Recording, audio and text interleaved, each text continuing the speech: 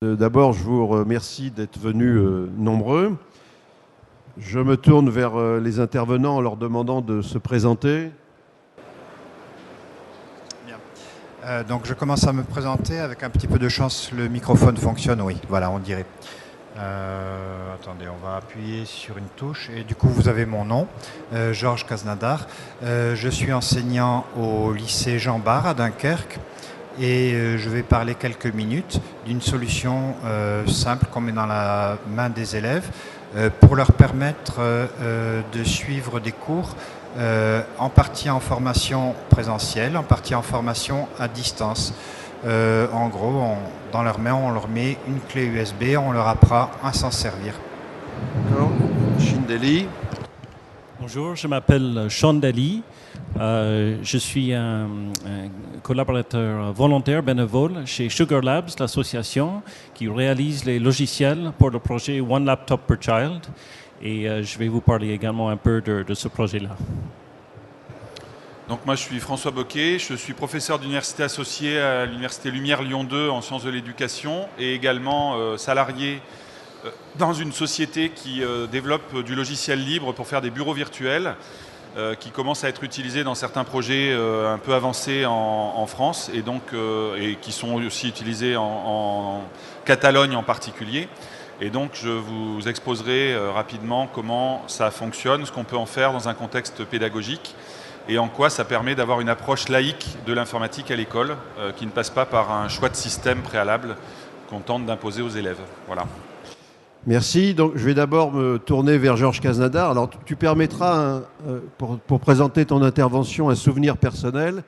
Dans les années 80, il y avait déjà avec la télématique scolaire, il y avait déjà des projets d'utilisation du Minitel pour les sportifs de haut niveau.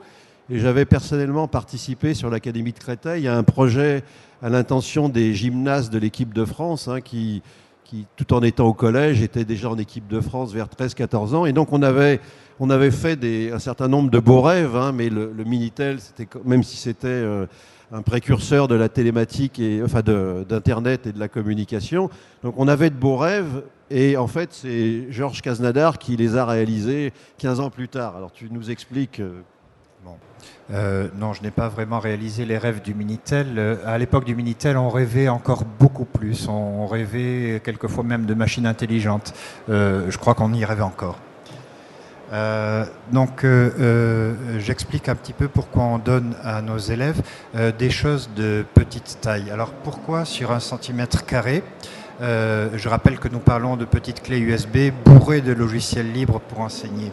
Là, vous voyez un joli panneau de signalisation qui a été fait par un artisan zélé en Angleterre. Et il y a un petit rêve derrière, c'est le rêve de tous les parents d'élèves, de mettre des moyens pédagogiques dans la main des élèves. Mais si on regarde aujourd'hui ce qui se passe, eh bien, on voit par exemple ici un élève qui se présente à la pesée des cartables à l'entrée de son collège, organisée par l'association de parents de professeurs. Là, j'ai pris une photo de mon trousseau de clés. J'ai retiré la clé de ma voiture parce que les élèves ne disposent pas de celle-là généralement. Par contre, les autres, ils peuvent les avoir. Donc, une clé pédagogique, c'est effectivement un petit morceau de quelques centimètres carrés. Alors, souvent, les élèves m'ont demandé pourquoi on ne fait pas avec Windows, parce que c'est plus simple pour nous. Alors, oui, effectivement. C'est une question importante. Alors peut-être qu'un jour les licences utilisées par Windows permettront de faire des choses comme ça, mais actuellement la société Microsoft, qui est pourtant très puissante, n'a pas encore trouvé de solution satisfaisante. Là j'ai fait une petite copie de la clause pour les utilisateurs finaux. Eh bien quand on parle de Windows, il y a une copie par ordinateur et c'est tout. Il y a même un truc rigolo, si votre ordinateur a 4 processeurs, il n'y a que 2 qui ont le droit de fonctionner avec Windows. Bon, ce n'est pas grave. En fait, on a trouvé une solution quand même.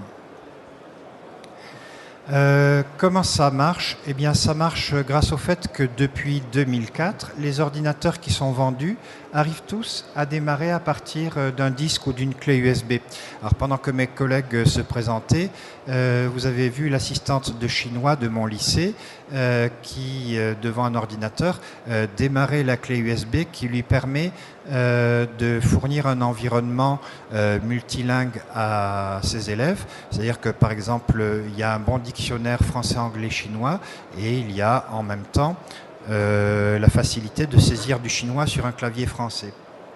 Le mode d'emploi est le suivant. Pendant que l'ordinateur est dans les étapes tout au début de son démarrage, il faut appuyer sur une touche du clavier. Alors, la touche, regardez votre mode d'emploi, il y en a toujours une. Hein. La durée du démarrage, c'est entre 1 et 3 minutes. Ça dépend du type de clé. Là, j'ai démarré sur une clé qui démarre en 2 minutes. Nous utilisons ça pour les pôles sportifs du lycée Jean Bart de Dunkerque, qui accueille chaque année des élèves en section sport-études. C'est-à-dire qu'ils sont censés consacrer 3 heures par jour à des entraînements de haut niveau. Les horaires des études ont été aménagés pour leur permettre de préparer un bac et en général ils l'obtiennent en très grande majorité dans de bonnes conditions, en tout cas pas plus mauvaises que les autres élèves. Alors depuis 2 ans, les pôles sportifs natation et handball ont financé pour leurs étudiants une mallette qu'on appelle Kit Science. Alors là vous avez un Kit Science, donc nous en déduisons qu'un Kit Science a une couleur jaune. Ça contient une petite centrale de mesure physique qui est pas très chère. C'est un truc qu'on a trouvé fabriqué par un professeur indien. Indien, ça veut dire il habite en Inde. Hein. C'est quelque chose qui permet de faire de la mesure physique. Donc ils ont reçu cette mallette. Il y a quelques capteurs. Là tout à l'heure j'ai pu vérifier à l'aide d'un capteur de lumière que l'illumination de solution Linux est faite avec des lampes qui ne s'éteignent pas 100 fois par seconde comme l'éclairage de nos salles de classe. Une clé USB vive qui contient tout le contenu pédagogique et qui contient aussi bien sûr les pilotes nécessaires pour que les choses fonctionnent. Un CD-ROM qui contient des logiciels libres pour Windows, parce qu'après tout les élèves, on peut aussi leur conseiller d'installer des logiciels libres sur leur machine. On leur apprend en l'espace de 2 heures à fonctionner dans l'environnement pédagogique qui est fourni par la clé USB. Quand ils reviennent chez eux, ils branchent la clé USB sur l'ordinateur familial et ils se retrouvent dans rigoureusement le même environnement au pixel près. C'est-à-dire si une habitude a été prise à l'école, eh bien ça fonctionne exactement pareil à la maison. Il n'y a pas l'ombre d'une différence. Donc là, c'est une petite copie d'écran de ce qu'il y a par derrière. On remontrera ce qu'il y a par derrière. Le kit Science nous était revenu à 50 € en 2008. Ça peut éventuellement intéresser des personnes. Pour l'instant, il n'y a pas encore d'importateur qui le fasse. Donc ça ne demanderait qu'à être un petit peu formalisé avec un vrai distributeur.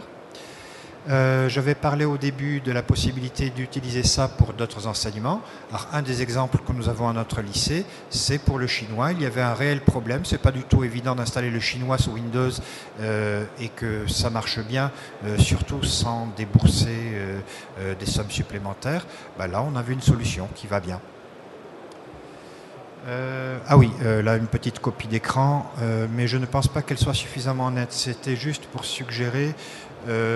Dans un coin, on montre ce qui se passe lorsque Scheme est activé, c'est-à-dire le système qui permet de taper plusieurs lettres en alphabet latin pour choisir un caractère chinois. Et aussi, dès que vous êtes dans une page web ou dans un texte quelconque, il suffit à l'aide de la souris de sélectionner une zone de texte et aussitôt un dictionnaire fait apparaître les traductions possibles de cette partie de texte. Donc si vous choisissez du chinois, ça tente des traductions vers le français, vers l'anglais. Si vous choisissez l'anglais, ça traduit vers chinois, français, etc. Origine des logiciels de cette clé, eh bien, c'est fait à partir de paquets logiciels disponibles sur les serveurs officiels de l'organisation Debian. Sur la clé, il y a quelques 1700 paquets, dont une bonne trentaine que voient directement les utilisateurs. Le reste, c'est de l'infrastructure, c'est des choses qui permettent que ça fonctionne de façon cohérente. La distribution Debian complète elle-même recense actuellement